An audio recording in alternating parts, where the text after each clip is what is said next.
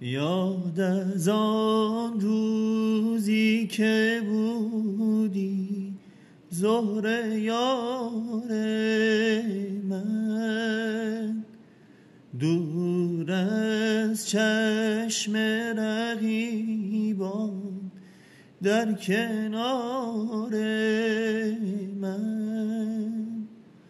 حالی یا خالیست جایت ای نگار من، در شام تار من آخر کجایی زهره؟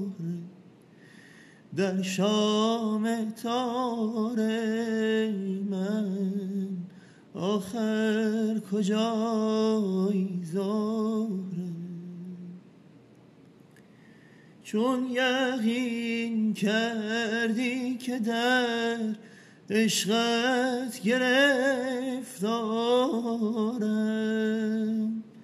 سرد گشتی و نمودی این چنین خارم.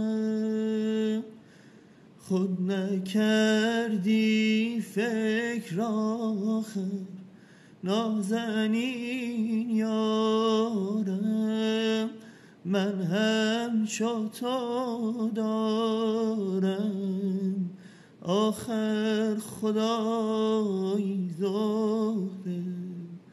من همچو تو دارم آخر خدایی زهره.